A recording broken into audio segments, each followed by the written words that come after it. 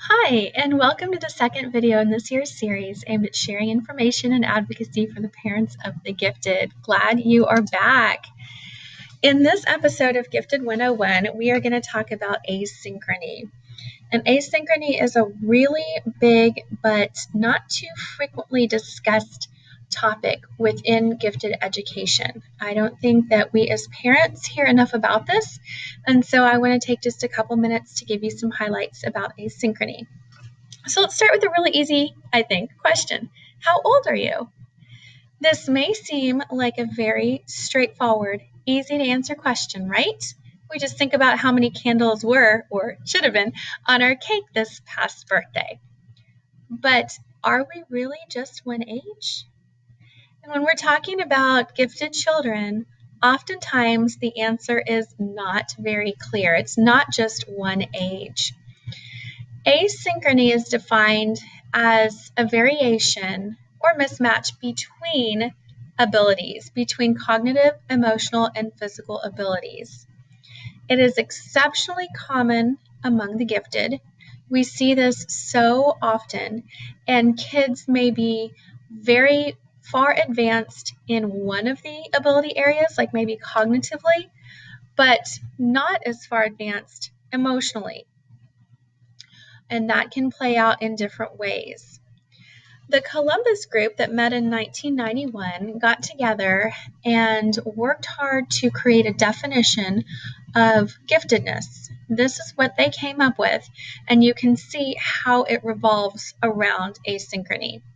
So I will just go ahead and read this, and you can look at this too. Giftedness is asynchronous development in which advanced cognitive abilities and heightened intensity combine to create inner experiences and awareness that are qualitatively different from the norm.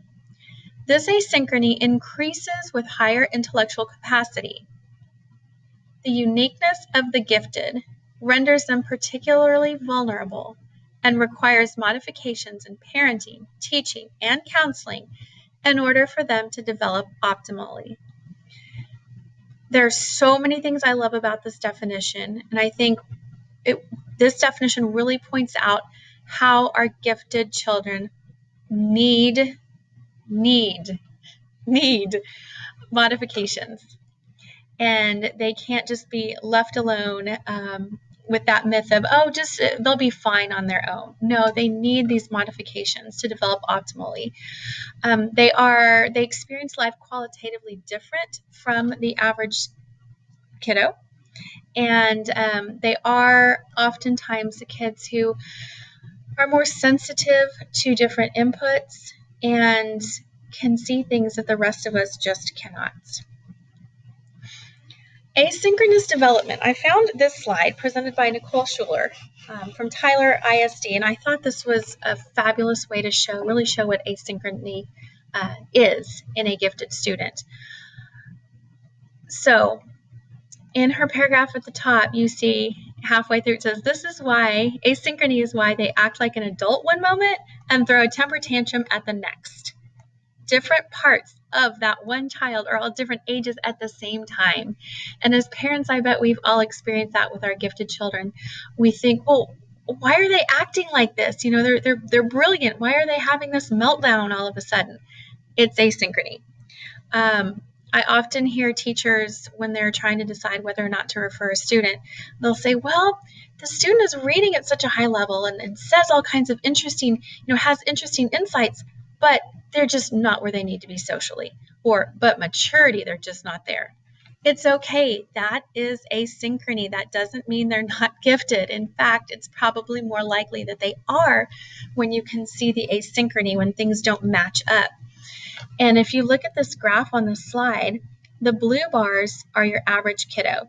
So in this slide, we're looking at an average 2-year-old. An average 2-year-old in the physical arena, cognitive, social, and emotional arenas, that average 2-year-old is acting just like a 2-year-old. An above average child, the green bars, may be 2 years old, but are acting and working at a 3-year-old level in the physical, cognitive, social, and emotional venues. So it stays consistent across the board. That 2-year-old is acting like a 3-year-old across the board. But now look at the red bars. Here's where we see the asynchrony with the gifted child. As a 2-year-old, cognitively, this gifted child can act and process and think at a 5-year-old level. But look at the physical and especially the social bars. They're well below their age. So this, again, is the asynchrony, that not matching up, that variation of ages. So one kiddo can be all different ages at the same time. So the types of things that we see are, a gifted student may have quite advanced existential thoughts and concerns about what's going on in the world, but on the other side, they may lack the maturity to deal with those things. They may have very high verbal storytelling ability, but very low fine motor control, or very low speed at being able to write down all those thoughts, or very low in the spelling ability. So there's the asynchrony there. A gifted child might have very high intellectual ability, but again, very low maturity. What does that mean for us as parents and for teachers? We've got to have patience. We've got to have patience when we see this. Understanding that asynchrony is such a big part of the gifted is a great place to start. It is essential for us to find some time for these kiddos to be with their mental peers, not just their chronological age peers. In our society, in our area, we tend to group kids only by chronological age.